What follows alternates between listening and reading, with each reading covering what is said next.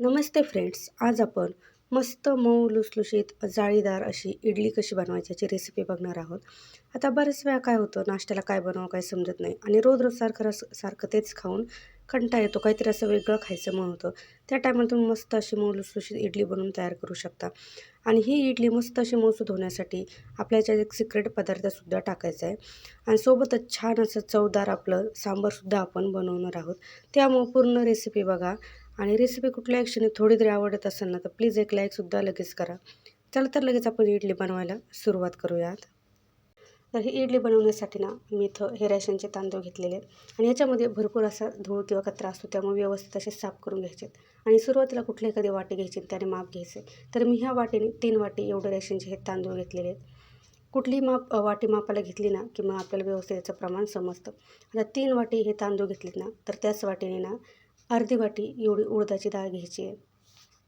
तर 3 वाटी ना तांदूळासाठी अर्धी वाटी उडदाची डाळ एकदम परफेक्ट प्रमाणे, याच्यापेक्षा जास्त किंवा कमी अजिबात घेऊ नका.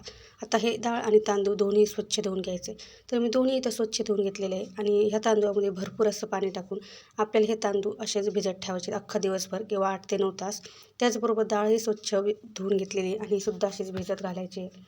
आता पूर्ण दिवसभर मी इथे भिजत घातलं होतं. बघू शकता संध्याकाळी मी बघते तर भरपूर असे आपले तांदूळ छान असे भिजलेले आहेत आणि एकदम असे सहज असे नखाने तुटल्यानंतर लगेच तुटतात, म्हणजे छान असे भिजलेले आहेत.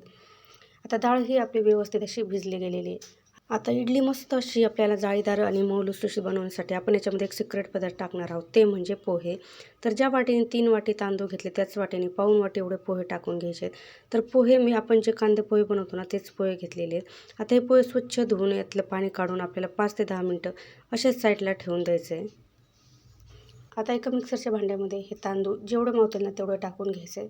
गरज लागेल तेवढंच आपल्याला पाणी टाकायचं आहे. तांदूळ भिजलेलंच पाणी टाकायचं, दुसरं पाणी नाही वापरायचं आणि आपलं एकदम बारीक असं याला वाटून घ्यायचं आहे. तर बघू शकता एकदम बारीक असं मी याला वाटून घेतलेलं आहे. कुठे असं जाडसर दिसत नाही, एकदम बारीक याची पेस्ट करून घेतलेली. अशाच पद्धतीने सगळे तांदूळ वाटून घ्यायचे आहेत आणि तांदूळ वाटल्यानंतर लगेचच ती उडदाची डाळ होती, तीसुद्धा डाळ आपल्याला अशीच थोडंसं पाणी टाकून वाटून घ्यायची.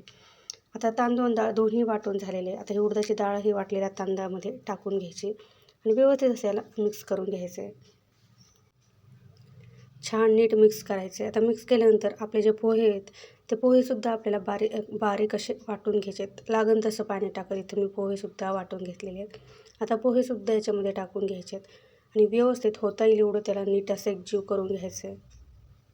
आता हे इडलीचं मिश्रण ना जेवढं तुम्ही व्यवस्थित असं फेटून घेता ना, तेवढी आपली इडली ना मस्त अशी सॉफ्ट आणि जाळीदार बनून तयार होते.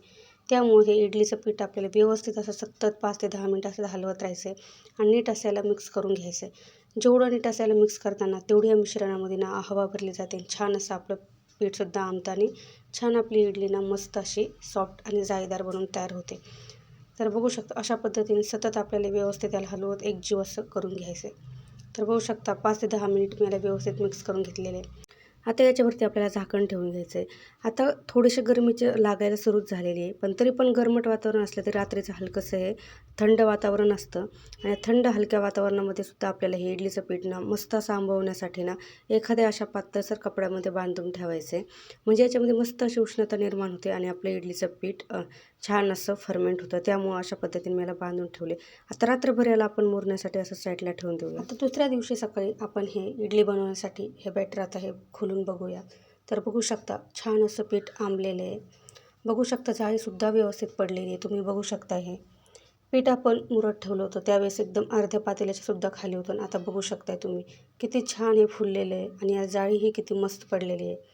अशी जाळी आली ना की आपली इडली एकदम मस्त मऊ आणि जाळीदार अशी बनवून तयार होते. आता हलक्या हाताने याला हलवून घ्यायचं आहे, जास्तही मिक्स नाही करायचं आहे. हलक्या हाताने एकदम मिक्स करायचं आहे आणि लगेच त्याच्यामध्ये चवीनुसार मीठ टाकून घ्यायचं आहे. मीठ एकदम जास्त नाही टाकायचं, आपल्याला चवीनुसार याच्यात मीठ टाकून घ्यायचं आणि मीठ टाकल्यानंतर एकदम हलक्या हाताने याला व्यवस्थित असं मिक्स करून घ्यायचं. जास्त जोर अजिबात द्यायचा नाही. आता लगेच इडली बनवण्यासाठी ना मोठ्या इडलीच्या भांड्यामध्ये ना 1 ते 1.5 ग्लास एवढं पाणी गरम करायला ठेवलेलं आहे. याच्यात पाणी टाकून घ्यायचं आहे आणि याच्यावरती जाळी ठेवून याला गरम करायला ठेवायचं आहे. जोपर्यंत पाणी गरम होतं आहे तोपर्यंत ना जे इडलीचं भांडं आहे ना त्याला आपल्याला असं साच्याला व्यवस्थित खाली तेल लावून घ्यायचं आहे, जेणेकरून ना इडली अजिबात त्या भांड्याला चिकटणार नाही. आता तेल लावून घेतल्यानंतर लगेच इडलीचं बॅटर याच्यामध्ये असं चमच्याने टाकून घ्यायचं आहे. थोडं थोडं बॅटर याच्यामध्ये टाकून घ्यायचं आहे. आता हे बॅटर याच्यामध्ये टाकून घेतल्यानंतर ना असं हे आहे ना आपल्याला असं खाली थोडंसं साधवून म्हणजे टॅप करून घ्यायचं आहे, जेणेकरून एक्स्ट्राची हवा चालली जाते आणि आपली इडली सगळ्या बाजून अशी सारखी फुलते. आता तीनही भांड्यामध्ये मी हे इडलीचं बॅटर भरून घेतलेलं आहे. आता इथं पाण्यालासुद्धा उकळी आलेली आहे. पाण्याला उकळी आल्यानंतर त्याच्यामध्ये आपल्याला हे इडलीचं हे साचे ठेवून घ्यायचे आहेत. पाण्याला उकळी आणून घ्यायची पहिलं. त्याच्यानंतर झाकण ठेवून ना याला 8 ते 10 मिनटं मीडियम टू हाय फ्लेमवरती वाफवून घ्यायचं आहे. आता 10 मिनटं झालेले आहेत आणि 10 मिनटानंतर मी याचं झाकण काढून घेतलेलं आहे.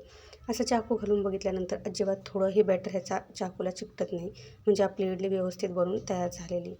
आता लगेच हे काढून घ्यायचे आणि थंड होऊ द्यायचे आणि थंड झाल्यानंतर मग काढून घ्यायचे. तर बघू शकता एकदम सहज आपली इडली निघते आणि भांड्याला तेल लावल्यामुळे खाली अजिबात इडलीसुद्धा चिकटलेली नाही आहे आणि किती मस्त मऊ लुसलुशीत आणि जाळी तर बघू शकता किती मस्त पडलेली आहे. छान अशी आपली इडली बनवून तयार झालेली आहे आणि हलकीही तेवढीच झालेली आहे आणि मस्त मऊ लुसलुशीत आणि पांढरी शुभ्र अशी इडली बनवून तयार झालेली. चला तर लगेच आपण सांबार कसं बनायचं ही सुद्धा रेसिपी बघूया. आता सांबार बनवण्यासाठी ना 1 वाटी तुरीची डाळ, त्याच्यामध्ये 2 चमचे मुगाची डाळ टाकून घेतली. ही डाळ स्वच्छ धुवून एका कुकरमध्ये टाकून घेतली. त्याच्यात 2 ग्लास पाणी टाकायचं आहे आणि झाकण लावून मिडियम गॅसवर 3 ते 4 शिट्ट्या करून घ्यायच्यात. आता डाळ ही व्यवस्थित शिजलेली. इथं लगेच मी थोड्याशा भाज्या घेतल्यात. त्याच्यामध्ये थोडंसं भोपळं घेतलं आहे, 2 ते 3 शेवग्याच्या शेंगा, 2 छोटाले वांगे आणि 1 बटाटं हे बारीक कापून घ्यायचं आणि स्वच्छ याला धुवून घ्यायचं आहे. आता लगेच गॅसवरती एक कढई गरम करायला ठेवली. त्याच्यामध्ये 3 ते 4 चमचे तेल टाकायचं, जिरे, मोहरी, बारीक चिरलेलं लसूण आणि मस्त अशा हिरव्या मिरच्या टाकून याला फोडणी देऊन घ्यायची.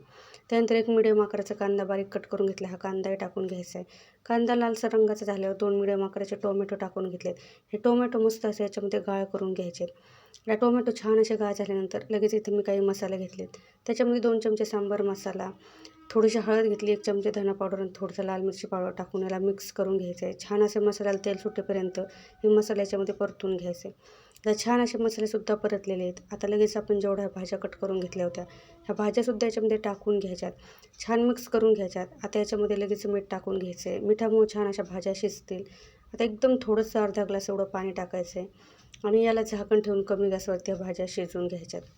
तुम्हाला ना माझ्या रेसिपी थोडी तरी आवडत असेल ना तर प्लीज एक लाईक नक्की करा आणि चॅनलवरती नवीन असताना सबस्क्राईब करायला विसरू नका.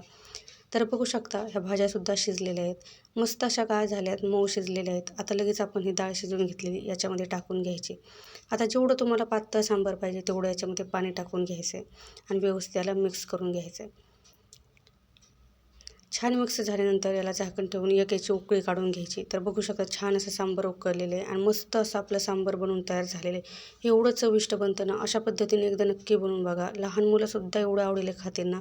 एकदम मस्त असं आपलं सांबार बनवून तयार झालेलं आहे. आता गरमागरम सांबार आपल्याला इडलीबरोबर खायला घ्यायचं, एकदम अप्रतिम लागतं. कशी वाटली तुम्हाला आजची एकदम साधी सोपी इडली सांबारची रेसिपी नक्की कमेंट करून सांगा. रेसिपी कुठल्या क्षणी आवडली असेल तर एक लाईक नक्की करा. चॅनलवरती नवीन असता चॅनल सबस्क्राईब करा. रेसिपी बघितल्याबद्दल धन्यवाद.